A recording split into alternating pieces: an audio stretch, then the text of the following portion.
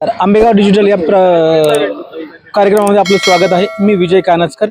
आज आपण आलेलो आहोत पारगाव जारकरवाडी जिल्हा परिषद गटामध्ये. जारकरवाडी म्हणजे एक हॉट गाव बनलेलं आहे. या गावामध्ये जारकरवाडी पंचायत समितीगण आणि पारगाव जारकरवाडी जिल्हा परिषद गट येतो. काही ग्रामस्थ या ठिकाणी बसलेले आहेत. आपण त्यांची चर्चा करूया आणि या जारकरवाडी ढोबळेवाडीमध्ये काय चर्चा आणि कुणाची चर्चा आहे याचा आढावा घेऊया. दादा नमस्कार. या ठिकाणी काय कुणाची चर्चा आहे? या ठिकाणी बंटी दादा चर्चा आहे. दुसरे कोण कोण उमेदवार आहे हे माहिती तुम्हाला? दुसरी अरुण भाऊ आहे दुसरी, अजून आणि वाळूंबाई तुमच्याच गावातले गणेश काकडे पण आहेत. आहे ना. गणेश मग 4 उमेदवारांपैकी तुम्हाला काय वाटतं कुणाची या ठिकाणी जास्त चर्चा आहे? बंटी दादा. पण या ठिकाणी असं म्हटलं जातं की अंकिता वळून पंचायत समितीचे अरुण गिरे यांनी सुद्धा भरपूर कामं केलेली आहे या ठिकाणी. बरोबर. साहेब तेव्हा ते जिल्हा परिषद सदस्य होते, तेव्हा साहेब मंत्री होते ना, त्या काळात झाली काम जारकरवाडीमध्ये काय काय अशी विकास कामं झालेली आहेत? झालेले. ग्रामपंचायत कामं झाल्यात, रस्ते झालेत, पाण्याच्या टाक्या झाल्यात, परत शाळा झाली, रस्ते झाल्यात, भरपूर कामं झालेली. जिल्हा परिषदच्या माध्यमातून झालेली भरपूर बंटी दादा. अजूनही काही ग्रामस्थ आहेत त्यांच्याशी आपण चर्चा करूया. दादा नमस्कार. जारकरवाडी तुमची ढोबळेवाडी ढोबळेवाडीमध्ये काय काय विकास कामं झालेली आहेत आणि कुणाच्या माध्यमातून झालेली आहेत? बंटीच्या माध्यमातून. का बाकीचे कोण उमेदवार जे अरुणगिरे उपाध्यक्ष होते जिल्हा परिषदेत त्यांच्या मार्फत झालेली आहेत कामं? आता ताजी सांगतोय. आता मी जवळ पाहिलं पाणी टाकी चालू आहे, मशानभूमीचं काम चालू आहे, मंदिराचं सुशोभीकरण झालेलं आहे, शाळेची कामं झालेली आहे. चांगल्या पद्धतीने दादांचं काम आहे. या गावामध्ये जारकरवाडीमध्ये विवेकदादांना लीड बसेल. 100%. मागच्या वेळेस विधानसभेला दिलीप वळसे पाटील आमदार आहेत आता विद्यमान, त्यांना तुमच्या गावाने पिछाडी दिली होती. काय मग आता यावेळेस लोकांना जाणीवपूर्वक झालेली आहे जाणीव. छान छान बोलून काय विकास होत नाही, त्यामुळं आपल्याला खंबीर नेतृत्व हवं, म्हणून विवेकदादांना 100% साथ मिळाली. आजही तुतारी देवदत्त निकम यांचा पक्ष, बाण आणि मशाल हे एकत्र आहेत आणि फक्त राष्ट्रवादी घड्याळ हे एका साईडला आहे. 3 विरुद्ध 1 असं काही झालं तर भेटेल का लीड? 100% ज्यावेळेस वाघ एकटा पडतो ना, तेव्हा खरी ताकद त्याचीच असते. बाकी खेळ माकडांचा असतो. असं नाही काही ग्रामस्थ आहेत त्यांना आपण विचारूया. दादा नमस्कार. जारकरवाडीमध्ये काय परिस्थिती आहे? जारकरवाडीमध्ये चांगली परिस्थिती आहे. आपण कोणत्या पक्षाचे पदाधिकारी होता? नाही, मी पदाधिकारी पक्षाचं राष्ट्रवादी काँग्रेसचं काम करतो. पहिल्यापासून मी राष्ट्रवादी काँग्रेस पक्षाचं काम करतो. जारकरवाडीमध्ये काय काय विकास कामं झालेली आहेत आणि कुणामार्फत झालीत? जारकरवाडीमध्ये भरपूर प्रमाणात विकास झालेला आहे आणि तो संपूर्ण विकास आतापर्यंतचा राष्ट्रवादी काँग्रेस पक्षाच्याच माध्यमामधून झालेला आहे. राष्ट्रवादी काँग्रेस पक्षाच्या माध्यमामधूनच विकास झालेला आहे. बाकी दुसऱ्या कोणत्या पक्षाने विकास केलाच नाही असं तुमचं म्हणणं आहे का? दुसऱ्या कोणत्याही पक्षाने 1 रुपयाची वीट सुद्धा या जारकरवाडीमध्ये लावलेली नाही, आणि लावलेली असेल तर जाहीर कुणी पण सांगावं का ह्या पक्षाच्या माध्यमातून हा विकास या गावामध्ये झालेला आहे. आतापर्यंत जो विकास झालेला आहे, कारण शिवाजी आढळरावांच्या माध्यमामधून सुद्धा जारकरवाडीमध्ये विकास झाला, पण ते सुद्धा आज राष्ट्रवादी काँग्रेस पक्षामध्ये आहेत. शिवाजीदादा आढळराव पाटील आणि नामदार दिलीपरावजी वळसे पाटील यांच्याच माध्यमामधून जारकरवाडीमध्ये झालेला संपूर्ण विकास हा या 2च व्यक्तींच्या माध्यमामधून झालेला आहे. बाकी कुणाच्याही माध्यमातून या ठिकाणी विकास झालेला नाही. आंबेगाव तालुके म्हणजे जारकरवाडी हे आंबेगाव तालुक्यात येतं. आंबेगाव तालुक्याचे विद्यमान आमदार दिलीप वळसे पाटील आहेत. मग त्यांना विधानसभेला मग आपल्याच गावाने पिछाडी दिलेली आहे. मग कसं काय बरं? विकास तर झालाय म्हणता आपण, मग पिछाडी का दिली? पिछाडी देण्याचं कारण काय, का त्यावेळी राष्ट्रवादीचे 2 पक्ष झालेले होते. शरद पवार साहेबांचा एक पक्ष आणि अजितदादांचा एक पक्ष, आणि मग अजितदादांचा पक्ष आणि पवार साहेबांचा पक्ष, आणि पवार साहेबांना मानणारा वर्ग होता. त्यामुळे काही मंडळी नाराज होऊन वळसे पाटील साहेबांना मानसपुत्र मानत होते आणि ते बाजूला गेले, म्हणून काही मंडळींनी पवार साहेब म्हणून मतं मिळवण्याचं काम केलं आणि त्यामुळे गाव मायनस गेलं. त्यावेळेस शरद पवारांचा पक्ष बाजूला होता आणि अजितदादांचा पक्ष बाजूला होता, पण राष्ट्रवादी अजितदादांमध्येच आपल्या गावामध्ये 2 पक्ष आहेत असं समजलं जाते. हो, आहेत ना, होते.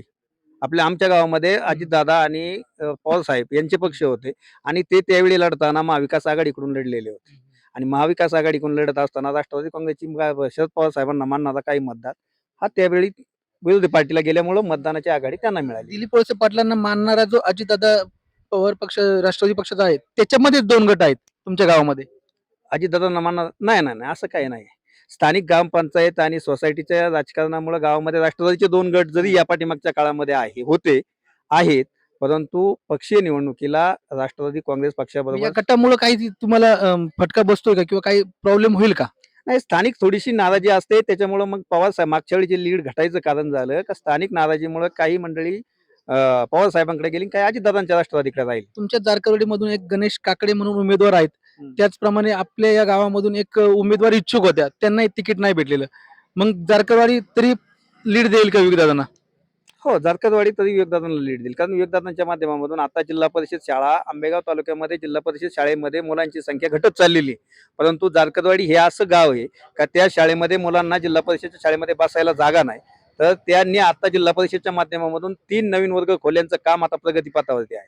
ज्याची गरज आहे तो विकास जारकरवाडीच्या दृष्टीने झालेला आहे. गणेश काकडे हे आपल्याच गावचे उमेदवार आहेत. हो, गणेश काकडे देखील याच गावचे उमेदवार आहेत. ते सुद्धा अपक्ष या ठिकाणी निवडणूक लढवत आहेत. मग गावचे म्हणून त्यांना कुठेतरी गाववाले मतदान करतील आणि विवेकदादा किंवा आरंगीरेपेक्षा जास्त लीड भेटणार नाही का यांना?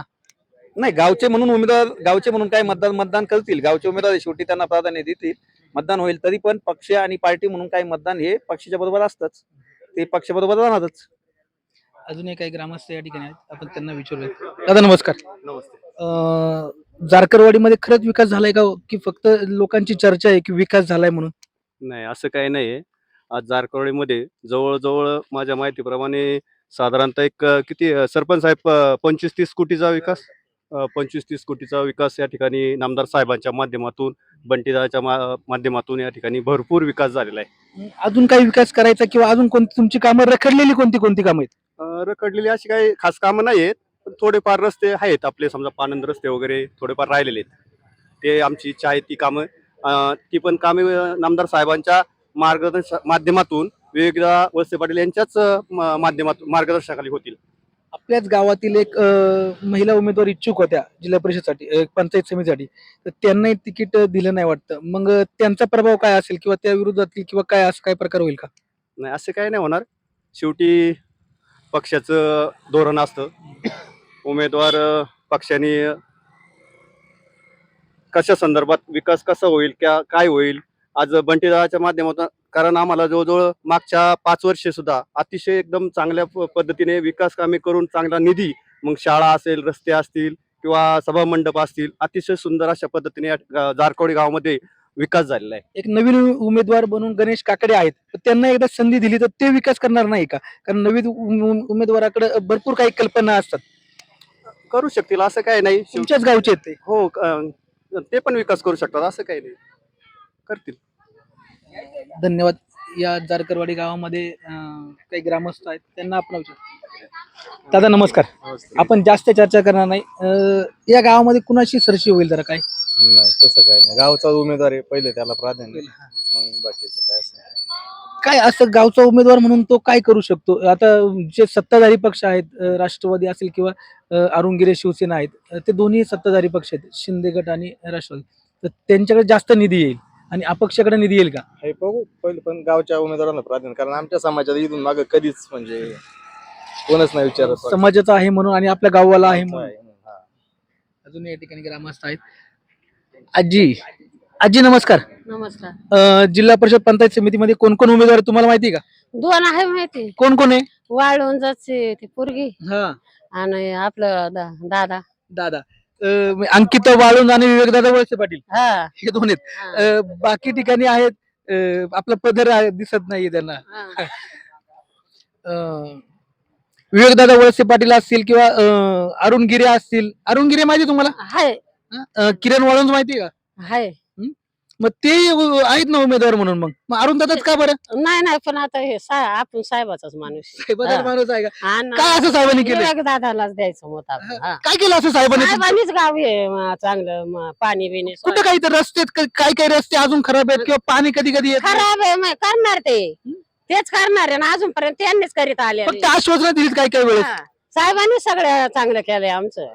कधी कधी फक्त आश्वासनं दिलीत आणि ते लवकर करतच नाही. करतील, त्यांच्या डोक्यात येईन ते केल्याशिवाय राहणार नाही. हा. रस्ते बरेच खराब आहेत. स्मशानभूमी पण तुमची अजून एवढी जास्त चांगली नाही असं म्हणलं होतं. नाही, साहेब करतील ना, केल्याशिवाय राहणार नाही.